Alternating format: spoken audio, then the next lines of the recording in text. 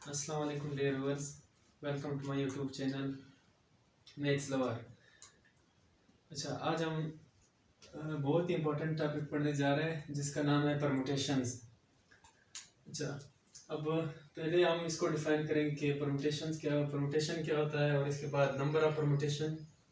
किस तरह फाइंड कर सकते हैं, और डिग्री ऑफ परमुटेशन किस तरह फाइंड करेंगे, और साइक्लिक परमुटेशन या के साइकिल परमुटेशन क्या होता है, और लेंथ ऑफ परमुटेशन क्या होता है, और इसके बाद ट्रांसपोजिशन क्या होता है। तो पहले हम स्टार्ट करते हैं परमुटेशन से, इसको डिफाइन करते हैं।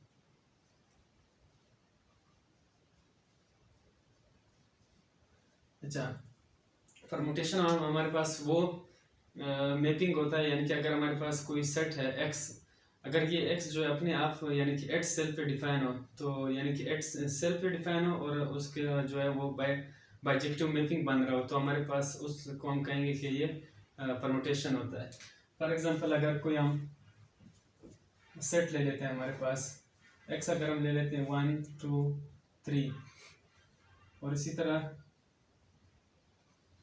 अब ये वाई भी है, यानी कि सेम ही सेट, यानी कि अगर एक सेट जो है वो अपने आप पे डिफाइन हो, तो इस चीज़ को हम कहेंगे कि ये हमारे पास जो है ये परमुटेशन है। अब फॉर एग्जांपल, अगर ये 1 जो है ये 2 को मैप कर रहा है, और 2 जो है वो 3 को मैप कर रहा है, और 3 जो है वो 1 को मैप करे, तो अब ये अगर आप देख ले, ये 1 1 भी है और ऑन टू भी है, यानी कि बाइजेक्टिव मैपिंग बन रही है, और ये इट सेल्फ यानी कि अपने आप पे जो है ये सेट जो है ये अपने आप पे डिफाइन है, तो इसको कहेंगे कि ये जो है हमारे पास परमुटेशन है। अब परमुटेशन की जो स्टैंडर्ड फॉर्म है, अब अगर इसी चीज़ को हम स्टैंडर्ड फॉर्म में लिखना चाहे तो इसको हम इस तरह लिख सकते हैं, 1 2 3 सेम लिखते हैं, उसके बाद देखते हैं जो जिस पे डिफाइन होता है उसको उसी के नीचे लिखते हैं। अब ये 1 जो है ये 2 पे डिफाइन है, और 2 हमारे पास जो है ये 3 पे डिफाइन है, और 3 जो है वो 1 पे डिफाइन है, तो ये इसका स्टैंडर्ड फॉर्म हो गया परमुटेशन का। अच्छा, अब इसी से अगर हम फाइंड करना चाहे नंबर ऑफ परमुटेशंस, यानी कि अगर हमारे पास सेट एक्स है तो इसकी यानी कि कितने परमुटेशंस बन सकते हैं, तो इसके लिए हमारे पास फार्मूला ये होता है कि यानी कि n n equal to P of n n equal to n factorial. अब एन एन मतलब क्या होता है कि हमारे पास जो एक्स होता है उसमें कितने नंबर ऑफ एलिमेंट्स है, यानी कि ये 3 है और ये b3, तो यानी कि जितने n होंगे, अब 3 फैक्टोरियल हमारे पास क्या होता है, ये 3 2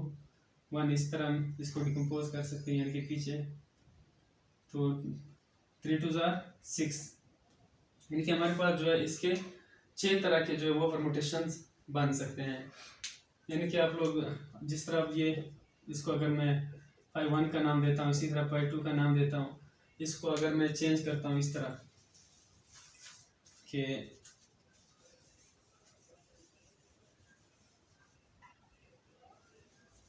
इसको अगर हम इस तरह करते हैं कि 1 जो है वो 1 पे डिफाइन है, और 2 जो है वो 3 पे डिफाइन है, और 3 जो है 2 पे डिफाइन है, तो ये हमारे पास एक नेक्स्ट परमुटेशन बन जाएगा, यानी कि 1 2 3। इसको अगर हम स्टैंडर्ड फॉर्म में लिखते हैं तो 1 जो है वो 1 पे डिफाइन है, 2 जो है ये 3 पे डिफाइन है, और 3 जो है वो 2 पे डिफाइन है, तो ये न्यू परमुटेशन बन गया। इसी तरह पाई 3 अगर हम फाइंड करना चाहे तो यहाँ से फाइंड कर सकते हैं।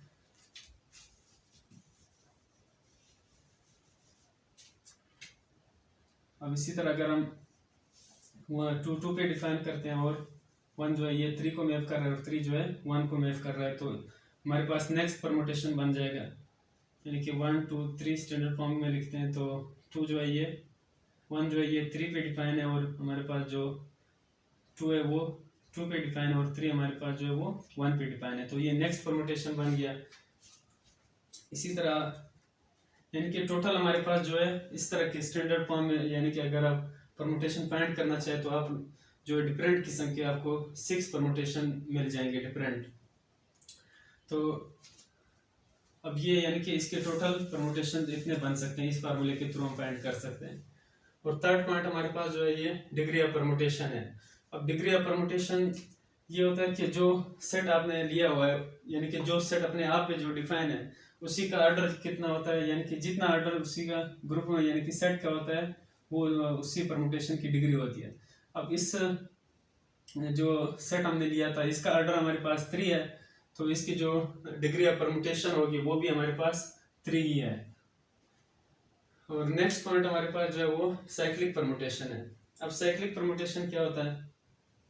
साइक्लिक परमुटेशन ये होता है यानी कि अगर हमारे पास जो एक नंबर है जहाँ से वो नंबर स्टार्ट लिया हुआ है और एंड भी उसी नंबर पे हो जाए तो वहाँ पे हमारे पास एक साइकिल बन जाता है। अब यहाँ फर्स्ट ये जो फर्स्ट परमुटेशन बना हुआ है इसको अगर हम देख लेते हैं।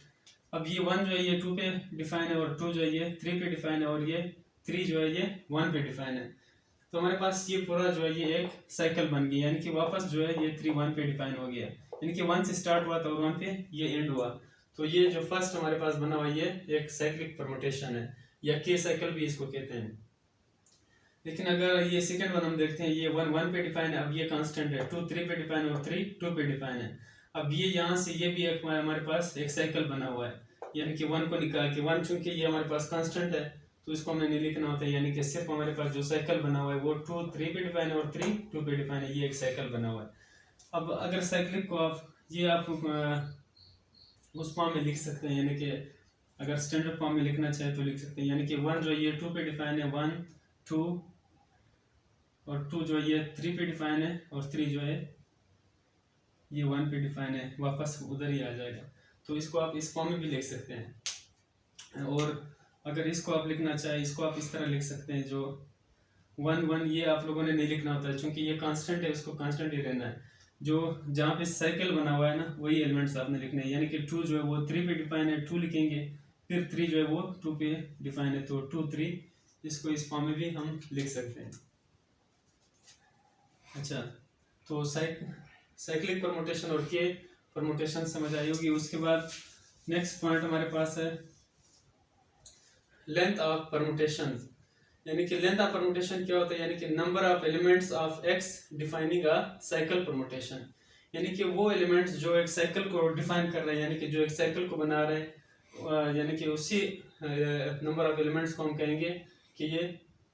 लेंथ ऑफ द परमुटेशन होता है। अब इसमें अगर हम देखते हैं यहाँ से जो साइकिल बना हुआ है, यानी कि 1 2 पे डिफाइन है और 2 3 पे डिफाइन है और 3 1 पे डिफाइन है, यानी कि यहाँ पे टोटल 3 एलिमेंट जो हमारे पास यूज हुए जिन्होंने साइकिल बनाया हुआ है, यानी कि नंबर ऑफ एलिमेंट्स, यानी कि यहाँ पे टोटल 3 जो है वो यूज हुए जिसने साइकिल बनाया हुआ है। इसी तरह इसमें अगर हम देखते हैं तो यहाँ पे सिर्फ हमारे पास 2 नंबर जो है वो यूज हुए जिन्होंने आपस में यानी कि साइकिल बनाया हुआ है, 2 3 पे डिफाइन और 3 2 पे डिफाइन है, सिर्फ 2 ही एलिमेंट है। नेक्स्ट पॉइंट हमारे पास जो है ट्रांसपोजिशन। अब ट्रांसपोजिशन क्या होता है? ट्रांसपोजिशन हमारे पास यानी कि साइक्लिक परमुटेशन ऑफ लेंथ 2, यानी कि वो साइकिल जिसका लेंथ जो हमारे पास 2 आ जाए तो उस साइक्लिक परमुटेशन को हम कहेंगे ये ट्रांसपोजिशन है। अब इसमें अगर हम देखते हैं तो यहाँ पे जो परमुटेशन बना हुआ है तो साइक्लिक परमुटेशन, लेकिन इसकी जो डिग्री है हमारे पास ये 1 2 पे डिफाइन है और 2 3 पे डिफाइन है और 3 1 पे डिफाइन है, यानी 1 2 3। अब इसको यानी कि इसमें हमारे पास जो साइकिल में जो एलिमेंट्स यूज हुए हैं वो हमारे पास 3 है, यानी कि इस साइकिल की जो लेंथ है वो 3 है। तो इसको हम इस परमुटेशन को हम ट्रांसपोजिशन नहीं कह सकते। अब इसको अगर हम देखते हैं तो यहाँ पे हमारे पास जो है ये 1 कांस्टेंट है, 2 3 पे डिफाइन है और 3 2 पे डिफाइन है, यानी कि 2 और 3 जो है ये सिर्फ 2 एलिमेंट जो है वो आपस में एक दूसरे पे डिफाइन है। तो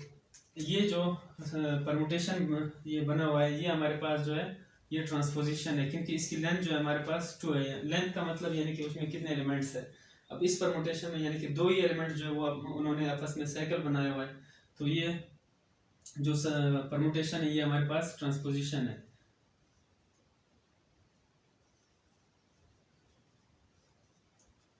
अच्छा, इसके बाद इसको अगर देखते हैं ये 1 3 पे डिफाइन है और 2 पे डिफाइन है और 3 1 पे डिफाइन है। अब इसको हम साइकिल नहीं कह सकते क्योंकि ये अलग अलग ये यहाँ पे कांस्टेंट आया हुआ है, सिर्फ ये 1 3 पे डिफाइन है और 3 जो है ये 1 पे डिफाइन है, तो इसमें भी हमारे पास 2 ही साइकिल है। तो अच्छा, ये वो सारे पॉइंट थे जो परमुटेशन के से रिलेटेड थे और उम्मीद है आप लोगों को समझ आए होंगे। इंशाल्लाह मिलते हैं नेक्स्ट वीडियो। ओके।